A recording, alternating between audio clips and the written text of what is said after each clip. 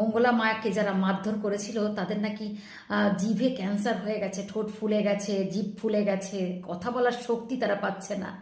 Yes, আমি ওই মহিষাসুরকে বলতে চাই, মহিষাসুরকে, যে মহিষাসুর আমাকে বড় গর্ব করে বলে গেছিল যে আমি মঙ্গলা মাকে পিটিয়েছি রে, গ্রাম থেকে লাত মেরে বার করে দিয়েছি ঝাঁটা জুতো দিয়ে। তোকে বলছি শোন, আমি জানি না তুই দেখছিস কি দেখবি না, তবু আমি তার উপলক্ষে একটা কথা বলতে চাই। জানি না কার জিভে এরকম হয়েছে, সে মিথ্যে কথা এত বড় প্ল্যাটফর্মে লাইভে টেলিকাস্ট নিশ্চয়ই বলবে না।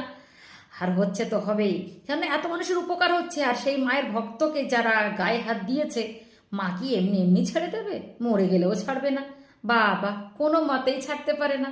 আজ না হয় কাল তো তার বিচার হবেই।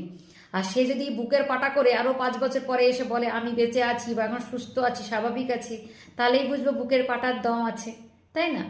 জাস্ট একটাই কথা বলে গেলাম, ভিডিওটা আর বড় করবো না। আমি ওইটাই মানুষটাকে একটাই কথা বলবো,